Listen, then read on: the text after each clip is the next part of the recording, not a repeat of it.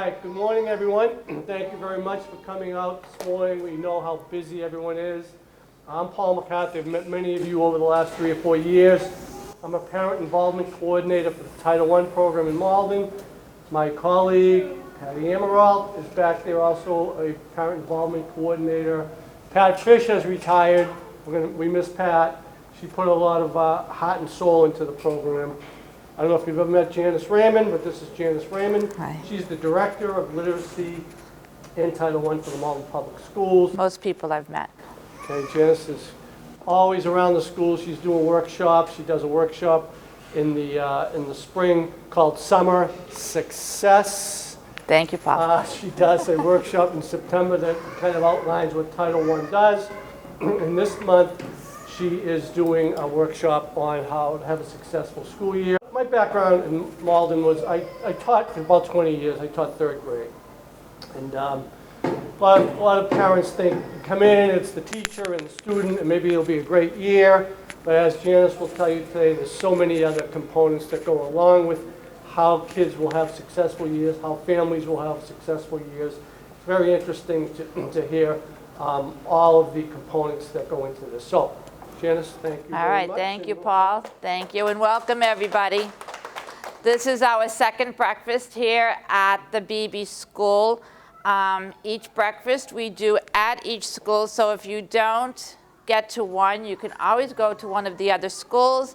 And MATV videos at least one of each of the breakfasts, so you can always watch it on Malden Access Television. They have on demand, so you can see everything on there as often as you'd like. Haley is filming today, and as with all Title I events, we take pictures and everything. If you do not want your picture taken or you do not want to be in the video, please let Patty, Paul, or Haley know. So, but we never put names in. We do put pictures on occasion on Facebook. In fact, quite consistently, because Patty takes good care of updating our Facebook page. Title I has a Facebook page. It's called Malden Families. So if you are on Facebook and you like us, you will get to see upcoming events. You'll see pictures of past events. And so we urge you to join our Facebook page. Before we begin, there are 2 pamphlets over here that I'd like you to know about. The first one is School and Community. This is in 5 different languages. I have English in front of me, but it's also in Chinese, Portuguese, Spanish, French, and English. And this gives you information around the community of Malden. It will tell you about the schools, the churches, sports activities, soup kitchens, and it might be some very helpful information for you and your family. The other is in English only right now. It's a family activity guide put out by Title I. And this is not just activities going on in Malden, but it's things you can do with your family around the state of Massachusetts, visiting the Constitution Museum, the Children's Museum. So their phone numbers are all in here to get more information from them. So I urge you to take one of each one of those. So welcome. We're already back into school. I think it's about 5 or 6 weeks. It's so hard to believe we're in the middle of October already. So now kids are getting settled in. Parents are getting used to the routine again. But coming back to school causes many stresses, and we know that. And we're going to talk about how to ease some of these stresses at home. Life is very, very busy in this generation. Most parents work, every parent works. Who here is a parent? Then you all work, and you all have one of the toughest jobs on this planet, to be a parent, to make those decisions as your children get older, when to let them cross the street by themselves, when to let them go to the park. All those are big decisions that we make.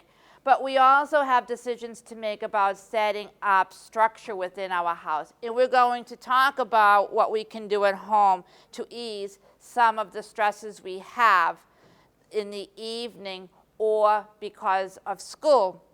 So our objectives today, we're going to talk about homework. Homework can be a very difficult time at home. If you have a kindergartner, they still like coming home and doing that sheet that they have for homework. But if you have a fourth grader, it becomes more difficult. So we'll talk about how we can ease some of that stress. We're going to talk about test expectations in the age of MCAS in PERC.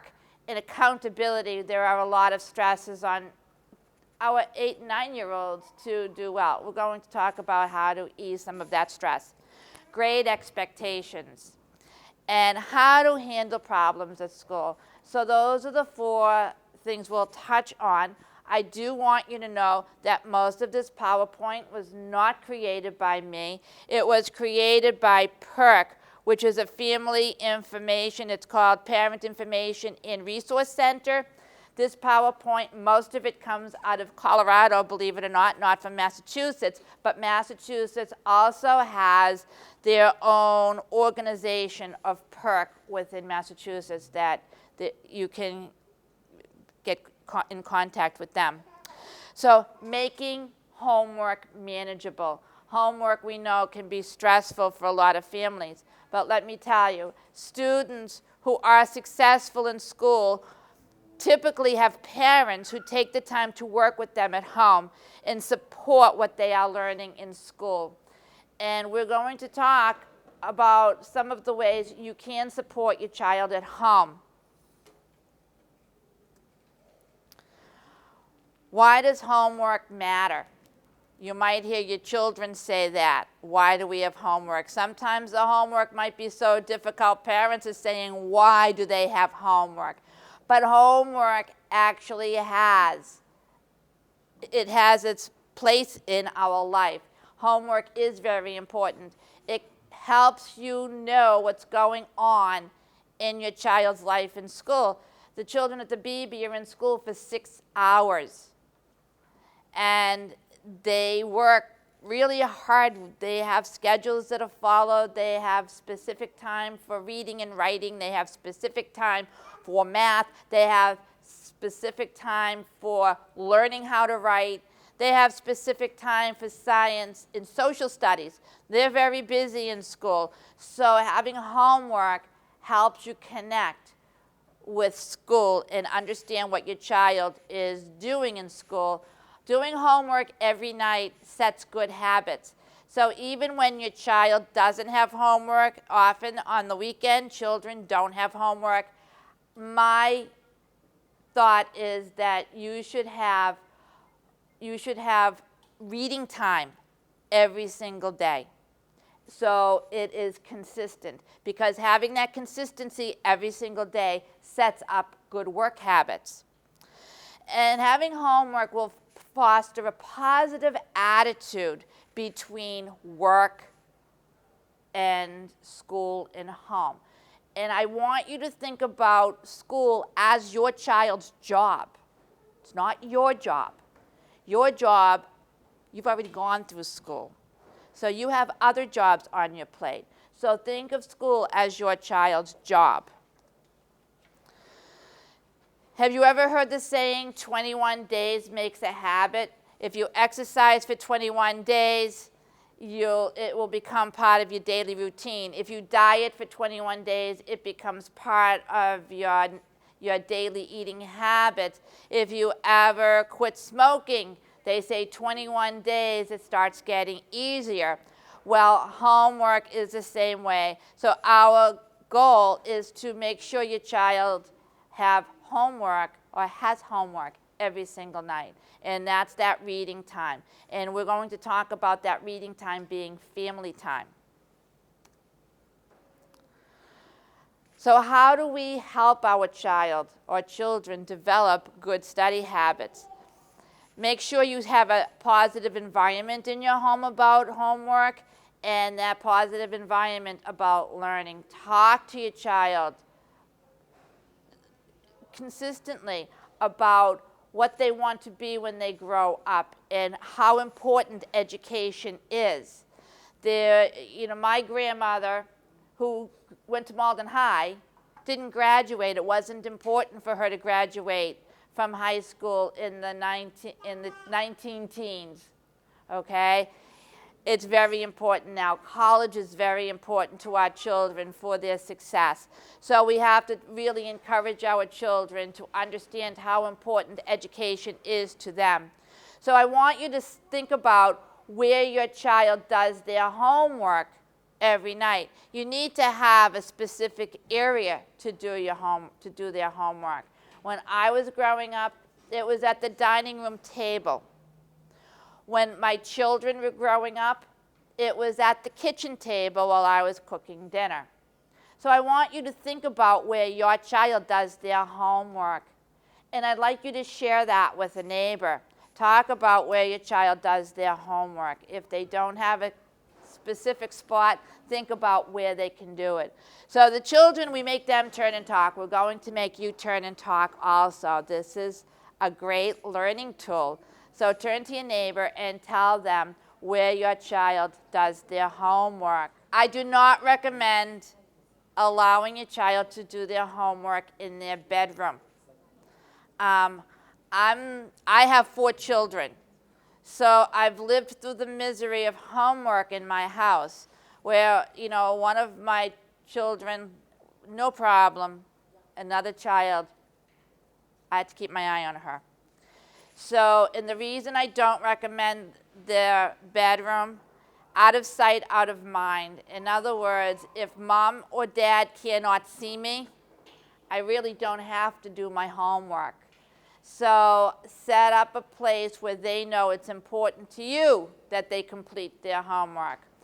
So if you have a desk in a family open area, that's a wonderful spot. We want it to be visible. We want to see where our children are doing their homework. That way, if they have any questions, we are right there to answer them.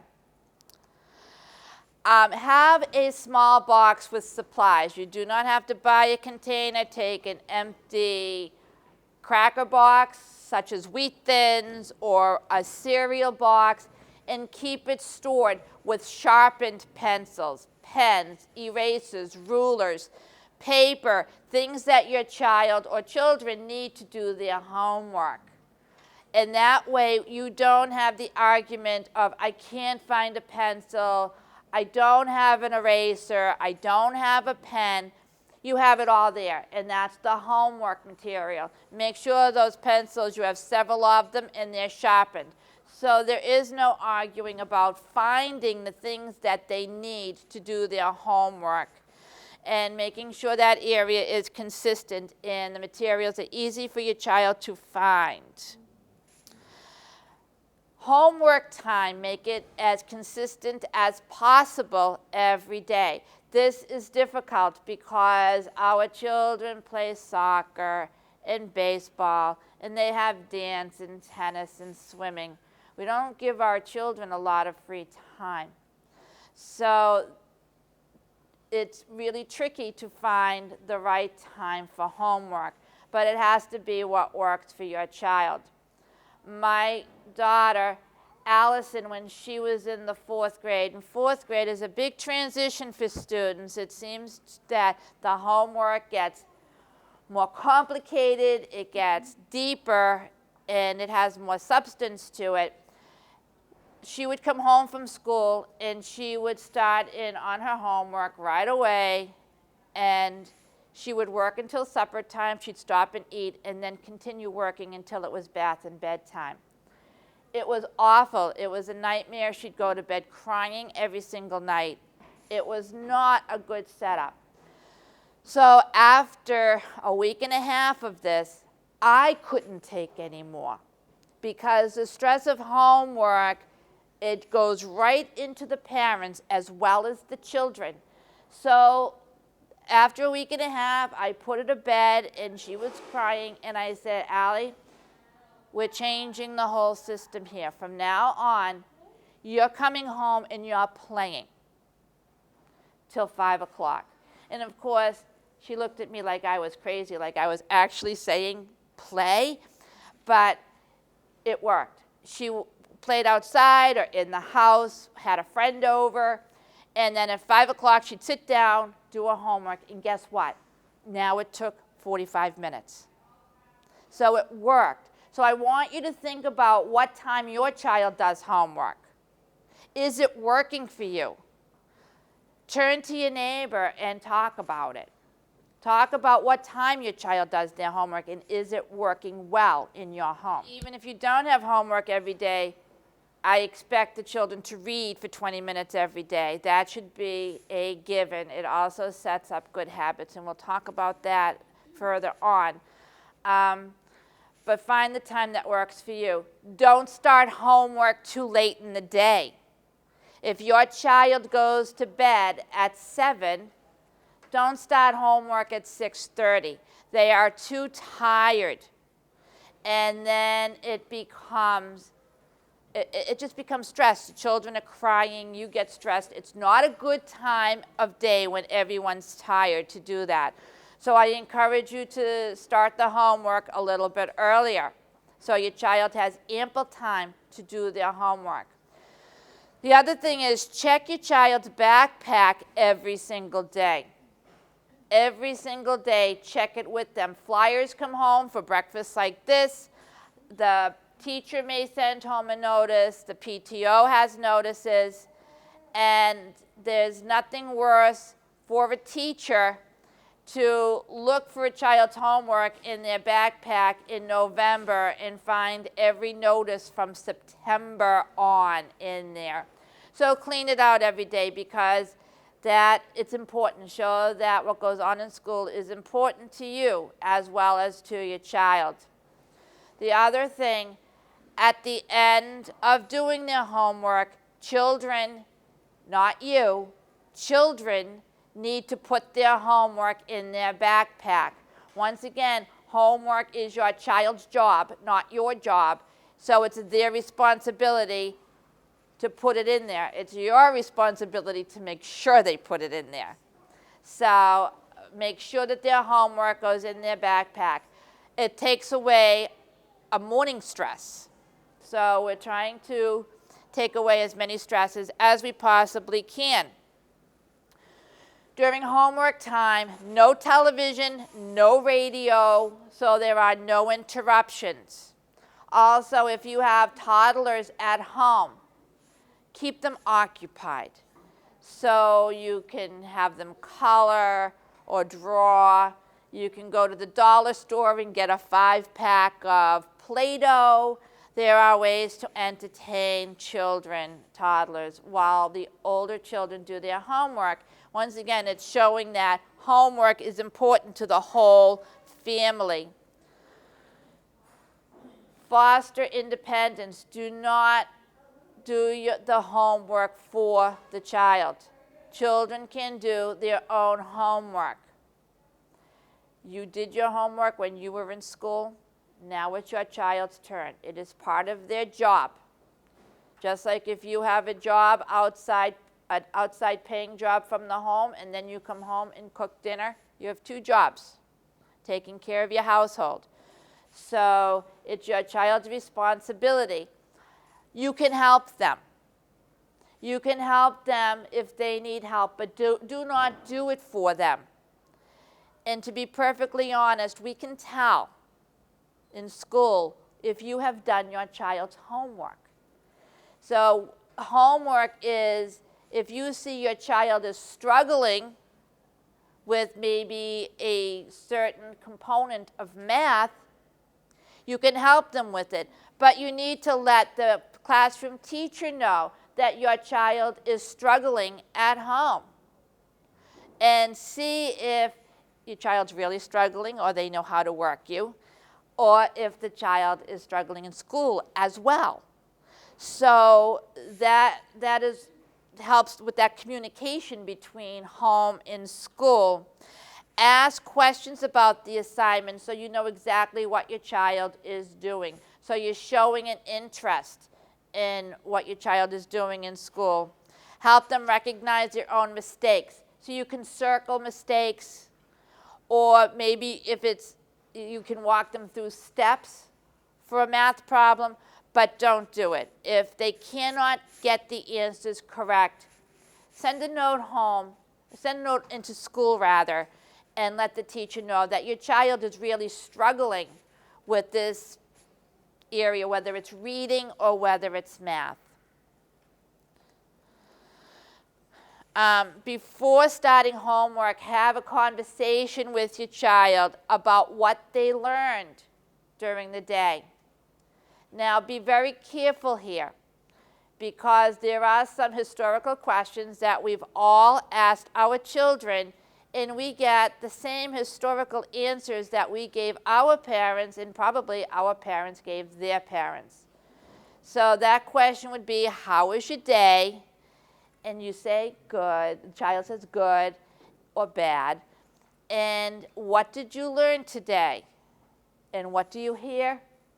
Nothing. They've been here for 6 hours and they've learned nothing. So what you ask your child is, what did you learn today? Because they all learn something. We're all lifelong learners. As humans, we learn something every day. Share with your child what you learned today. And let them know that you're a learner as well as they are. Ask them questions about stories that they've read. Specifically, so what did you read today in reading time? What book did you read? What article or poem? Did you read a poem? Ask them who the characters were in the story. What was the plot? What was their favorite part of the story? What did they learn? What are they doing in math? So ask them specific questions that they have to think about, because believe me, they're not sitting here doing nothing for 6 hours. We have them quite busy. Make reading part of that daily homework. And my recommendation is that parents read also for 15 to 20 minutes minimum every day. Let me tell you that you are the most important person in your child's life. There is absolutely no one more important to them, and they want to be just like you. So you need to set a good example. And the way you set a good example is by modeling reading. So you can read next to your child while they're reading a separate book. You can read a book to a child. Your child can read a book to you.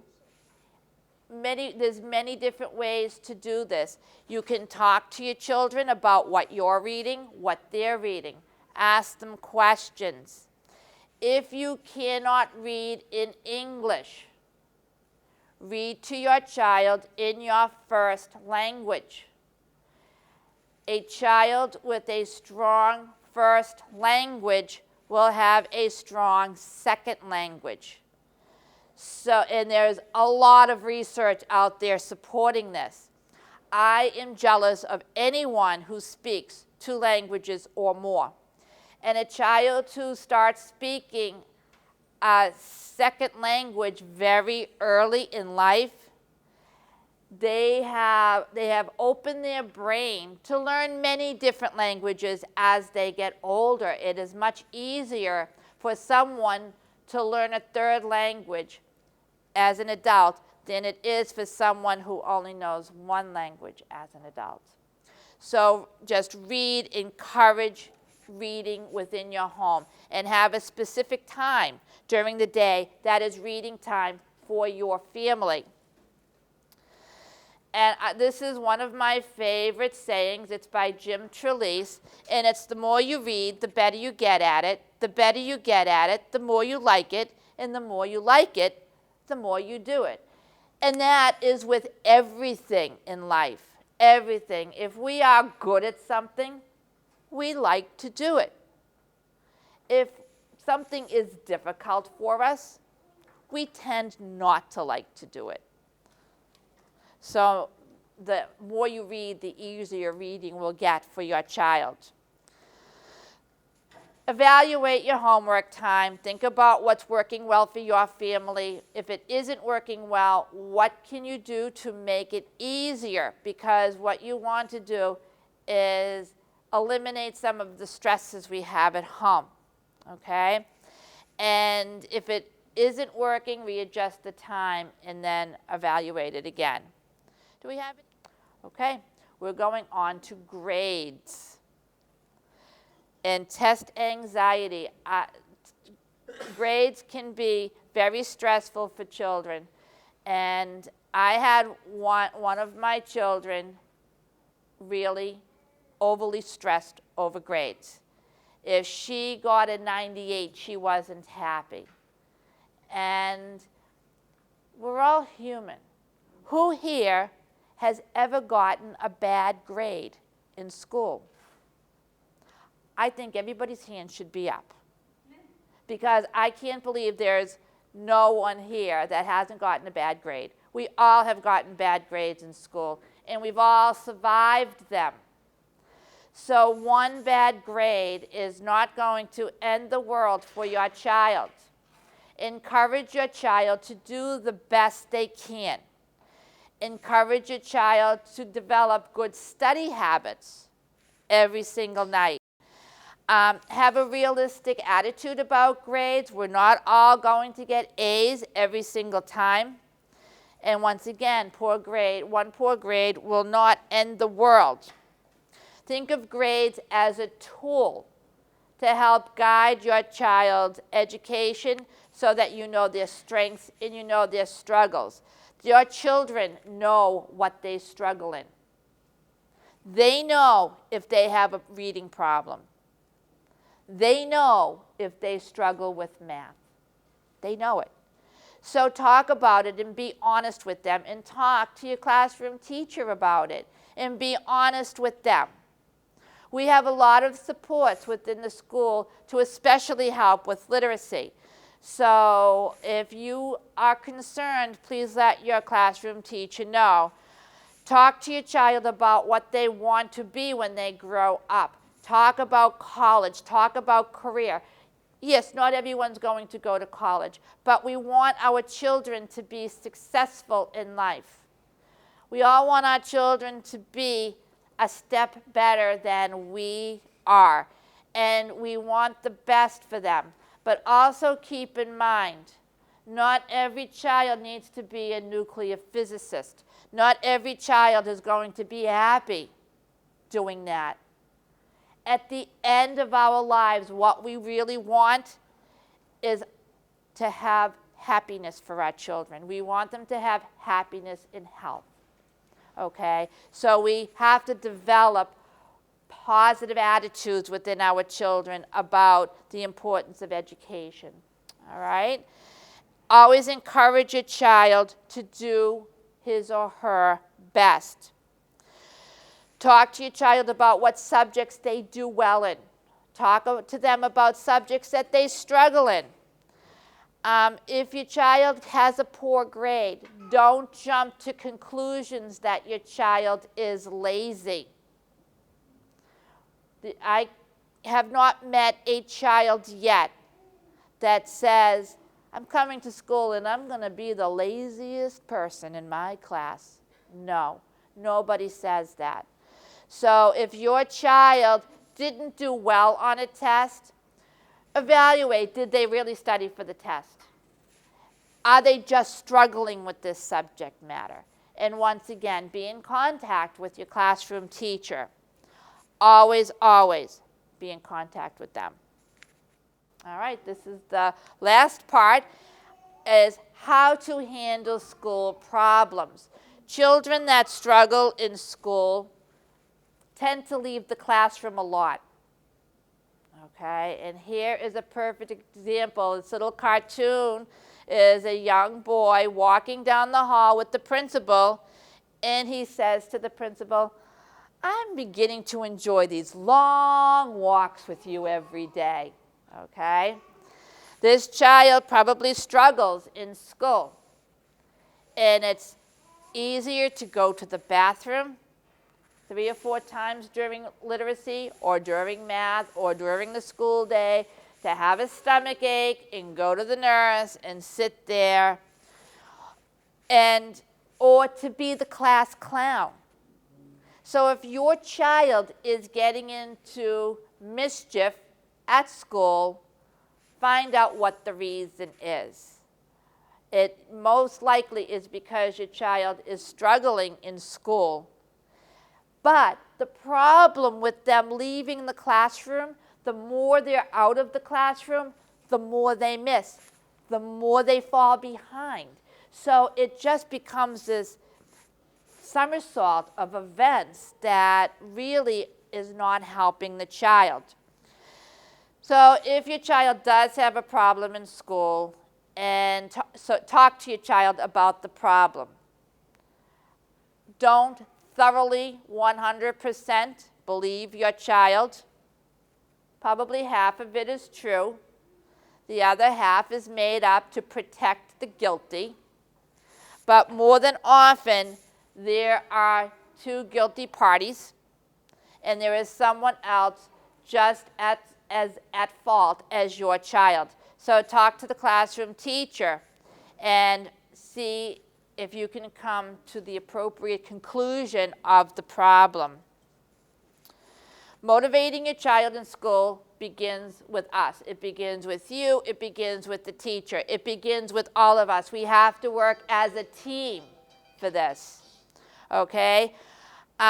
Make sure you are giving your child the message that education is important. Recognize your child's efforts and compliment them for them. If you know your child worked really hard studying for a test and they got a B, compliment them. Because you know what? A B or a C sometimes is really hard for a child. And then an A could be really easy for another child. You don't want to compliment the ones that don't work hard. You want to compliment children that are working really hard and putting forth an effort and letting you know how important their schoolwork is to them. Have a place where you show off your child's work. I used to put their work on the refrigerator. Does anybody have a place where they put their child's work? Where do you put the work? Refrigerator and the kitchen wall. In the kitchen wall and the refrigerator. Oh, over the TV stand. Okay, so everyone can see it. That's great. Those are great ideas. So really be proud of your child's efforts and praise often, but not falsely. Okay, do not give false praise. It will end up going nowhere. Have a positive attitude. Show interest in what your child is learning in school. Focus on your child's strengths. And don't say negative things about the classroom teacher to your child. Your child comes back and tells the teacher what you say. So don't do that. We don't allow teachers to say negative things about parents, nor do I allow teachers to say negative things about children. When we talk about children in school, we talk about what we can control. And so it goes both ways. We don't say mean things about parents. Please don't say mean things about teachers to your children, to your child or children, okay? If you have a problem, come talk to the classroom teacher. Once again, if you want your child to be a reader, you be a reader. And the next one, you're already doing it, signing up to take these classes and attend the family nights. Do things as a family. Families that do things together tend to be more academically successful. So I encourage you to attend conferences with teachers and to attend the family nights in the breakfast here. Take time to enjoy your children. Before you know it, they're grown up and they're gone. My youngest is 26 years old, and in my mind, Just yesterday, she was in kindergarten. So you don't know where the time goes. Enjoy every single step along the way with your children. Do fun things as a family. The purple booklet has lots of things that you can do, and many of them are free. And delight in your children every day. Let them know that you love them as much as they love you. And have a great day.